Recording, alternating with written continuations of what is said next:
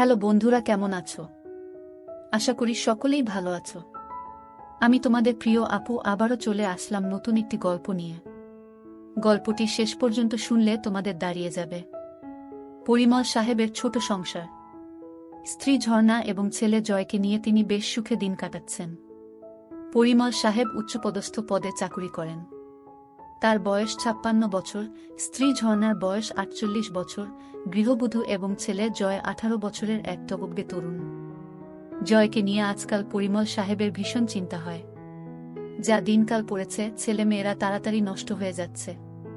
তিনি সারাদিন অফিস নিয়ে ব্যস্ত থাকেন, ছেলের দিকে নজর দেওয়ার সময় পান না। তবে ঝর্ণার উপরে তার আস্থা আছে। সে ছেলের সব খোঁজ খবর রাখে। মিসেস ঝর্ণা সারাদিন সংসারের কাজ নিয়ে ব্যস্ত থাকলেও ঠিকভাবে ছেলের দেখভাল করে। জয় নতুন কলেজে ভর্তি হয়েছে। ওর যেন নতুন জন্ম হয়েছে। নিজেকে অনেক বড় মনে হয়। তুষার জয়ের খুব ঘনিষ্ঠ বন্ধু। সে জয়ের সাথে অনেক আড্ডা দেয়, বান্ধবীদের নিয়ে অনেক ধরনের চিন্তা করে। তবে সবচেয়ে ভালো লাগে ভূগোলের ম্যাডামকে। জয় জানে ম্যাডামকে নিয়ে এসব চিন্তা করা অন্যায়, কিন্তু ওর মন মানে না। ম্যাডামের বয়স আনুমানিক ৪৫ বছর হবে। বেশ লম্বা। ভূগোল ম্যাডামের ক্লাস শুরু হবার আগে জয় প্রতিদিন কলেজের করিডোরে দাঁড়িয়ে থাকে, কারণ ওখানে দাঁড়িয়ে থাকলে ম্যাডামকে ভালোভাবে দেখা যায়। ম্যাডাম যখন হাঁটেন তখন তাকে দেখতে অনেক সুন্দর লাগে। আজকে জয়ের মন ভালো নেই। রাতে ওর স্বপ্ন হয়েছে। এটা জয়ের কাছে নতুন নয়, এর আগেও হয়েছে। কিন্তু আজ স্বপ্ন ভূগোলের ম্যাডামকে নিয়ে হয়েছে। স্বপ্নটা দেখার পর থেকে জয় কেমন যেন একটা অপরাধবোধে ভুগছে। সকালে ঘুম থেকে উঠে জয় বাথরুমে ঢুকল। পরনের লুঙ্গিটা বালতিতে ভিজিয়ে রাখল, একটু পর কাজের মাসি ধুয়ে দিবে। জয় ঠিক করল আজ আর কলেজ যাবে না। এমন সময় জয়ের মা ঝর্ণা জয়ের রুমে ঢুকল। জয়কে বলল, আজকে কলেজ যাবি না? জয় উত্তর দিল, না মা, শরীরটা ভালো লাগছে না। জয়ের মা বলল, কেন বাবা, কি হয়েছে? জয় বলল, না মা, তেমন কিছু নয়। জয়ের মা আর কথা বাড়াল না। সে বলল, ঠিক আছে, আজ আর কোথাও যেতে হবে না। টেবিলে খাবার দিচ্ছি, তুই খেতে আয়। ঝর্ণা ডাইনিং রুমের দিকে রওনা হল। জয় পিছন থেকে তার মায়ের হেঁটে যাওয়া দেখছে। হঠাৎ ওর মাথা ঘুরে উঠল। শরীরটা ঝিমঝিম করতে লাগল। অবাক চোখে জয় দেখল ওর মাকে। মাথার মধ্যে আবোলতাবোল চিন্তা জেঁকে বসল জয়ের। পরক্ষণেই মনে হল, ও এসব কি ভাবছে? ছিছি, নিজের মাকে নিয়ে কেউ কখনো এ ধরনের চিন্তা করে? জয় মুখ ধুয়ে রুম থেকে বের হল। তুষারকে ফোন করল। হ্যালো আন্টি, তুষার আছে? ওপাশ থেকে বলল, কে? জয় নাকি? জয় বলল, হ্যাঁ আন্টি, আমি জয়। একটু ধরো বাবা, ডেকে দিচ্ছি। একটু পর তুষার ফোন ধরল। কি রে জয়, কি খবর? তুষার, আজকে কলেজ যাব না। শরীর ভালো নেই। কলেজ ফাঁকি দিচ্ছিস কেন? চলো না। জয় একবার ঠিক করল কলেজ যাবে। পর মুহূর্তেই ঝর্ণা তার চোখের সামনে ভেসে উঠল। না রে, তুই যা। আমি আজকে আর যাব না। ফোন রেখে জয় খাবার খেতে বসল। যতই চেষ্টা করছে মার ব্যাপারটা মন থেকে মুছে ফেলতে, ততই যেন আরো বেশি করে চোখের সামনে ভেসে উঠছে। জয় ঝর্ণাকে কিছু বুঝতে দিল না।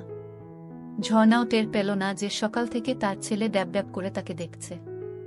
ধীরে ধীরে ঝর্ণার চিন্তা জয়কে গ্রাস করল। দুপুরের দিকে জয় টের পেল আজ সারাদিন শুধু মাকে নিয়েই চিন্তা করেছে। এর মধ্যে মায়ের সাথে 1 ঘন্টার মতো গল্প করেছে। কথা বলতে বলতে সে চোরা চোখে মার উপর নিচ ভালো করে দেখে নিয়েছে।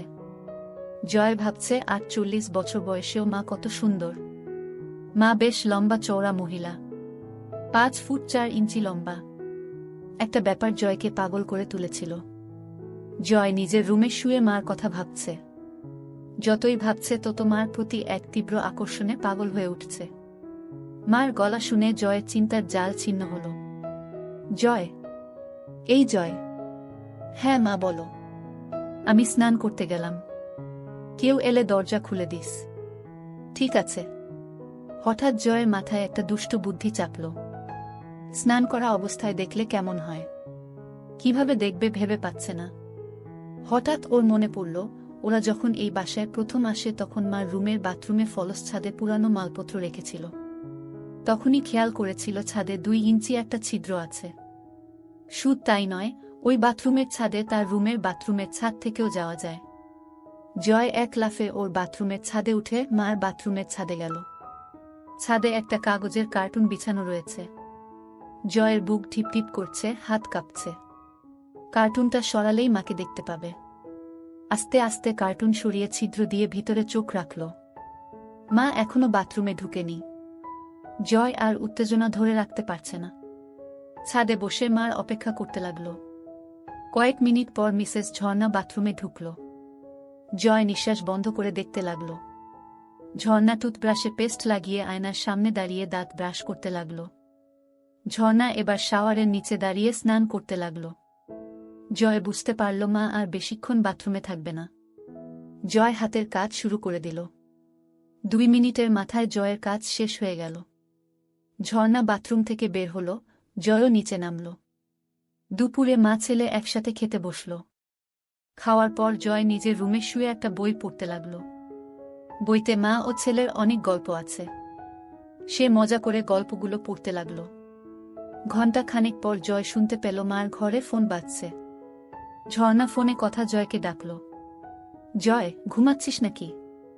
না মা, বলো। তোর বড় জেঠির শরীরটা আবার খারাপ করেছে। বাসায় কেউ নেই। তুই যা তো বাবা। আশেপাশে কোনো ডাক্তার থাকলে সাথে নিয়ে যা। জয় ঝটপট রেডি হয়ে রওনা দিল। জয় পৌঁছে দেখে জেঠির শরীর যতটা খারাপ ভেবেছিল ততটা খারাপ না। জয়ের জেঠির বয়স 50 বছরের মতো হবে। জয়কে জেঠি নড়ে উঠল।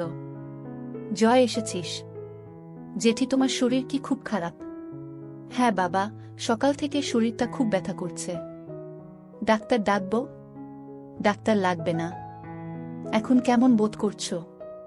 ওই যে বললাম, খুব ব্যথা। কোথায় ব্যথা করছে? পিঠে আর কোমরে। ম্যাসাজ দিলে ভালো লাগবে? বুঝতে পারছি না। জয় ম্যাসাজ শুরু করল। কিছুক্ষণ পর জয় বুঝতে পারল জেঠির ব্যথা কমছে। ভালো লাগছে জেঠি? হ্যাঁ বাবা, খুব ভালো লাগছে। ঘুম ঘুম ভাব হচ্ছে। ঠিক আছে, তুমি ঘুমাও। কয়েক মিনিটের মধ্যে মিনু ঘুমিয়ে গেল। তার নিঃশ্বাস ভারী হয়ে উঠল। এদিকে জয় বাসা থেকে বের হওয়ার পর মা জয়ের রুমে ঢুকল। ছেলেটা সবকিছু অগোছালো করে রাখে। রুম গোছাতে গোছাতে ঝর্ণা হঠাৎ বালিশের নিচে একটা বই আবিষ্কার করল। বই খুলে দেখে ঝর্ণার চোখ কপালে উঠে গেল, মাথা বনবন করে ঘুরতে লাগল। ছিছি জয়, এসব কি পড়ে? হারামজাদা আজকে বাসায় আসুক, পিঠের চামড়া তুলে ফেলব। ছিছি জয় এত নিচে নেমে গেছে। এই বয়সেই এসব গল্পের বই পড়ে, কি মনে হাতেই ঝর্ণা পড়ার জন্য বই খুলল। পড়তে পড়তে তার 2 চোখ আবার কপালে উঠে গেল। ছিছি, এমন গল্প কেউ কিভাবে লিখতে পারে? পড়ব না করেও ঝর্ণা গল্পটা পুরো শেষ করল। গল্প পড়ে ঝর্ণা আর থাকতে পারল না। এক দৌড়ে বাথরুমে ঢুকে হড়হড় করে বমি করে দিল। মুখ ধুয়ে কিছুটা সুস্থ হয়ে বাথরুম থেকে বের হল। কথায় আছে, নিষিদ্ধ জিনিসের প্রতি মানুষের সবসময় আকর্ষণ থাকে। ঝর্ণার ক্ষেত্রেও এর ব্যতিক্রম হল না। সে ঠিক করল বইটা তার কাছে রাখবে, সব গল্প পড়বে। ঝর্ণা নিজের ঘরে ঢুকে বিছানায় আয়েশি ভূমিতে বসে বইটা খুলল। বই পড়তে পড়তে ঝর্ণা টের পেল তার উরু বেয়ে একটা পানির ধারা পেয়ের দিকে নেমে যাচ্ছে।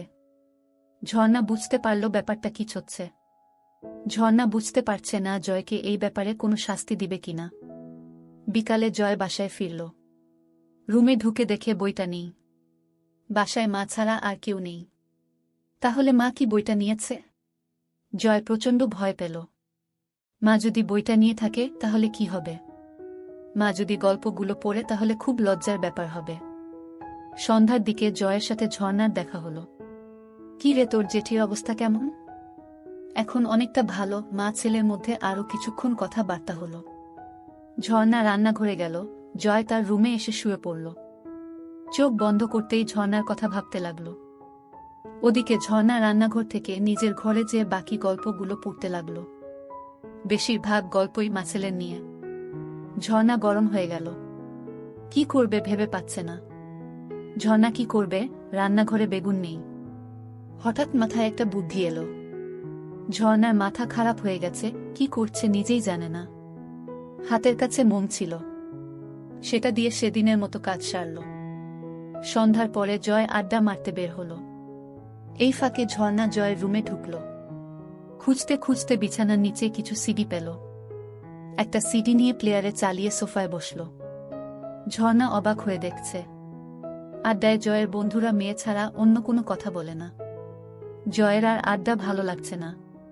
এই মুহূর্তে মাকে দেখতে ভীষণ ইচ্ছা করছে। সে বাসায় চলে এলো। এদিকে ঝর্ণা শুয়ে তার ছেলের কথা ভাবছে। মুহূর্তেই আবার ভাবছে, ছিস ছিস, নিজের ছেলেকে এসব কি ভাবছি। ধীরে ধীরে জয়কে নিয়ে তার ভাবনা প্রখর হতে লাগল। পরিমল সাহেবের বয়স হয়েছে, এখন আর আগের মতো ঝর্ণাকে তৃপ্তি দিতে পারে না। কখনো কখনো ঝর্ণার চরম পুলক হওয়ার আগেই পরিমল সাহেব হাঁপিয়ে যায়।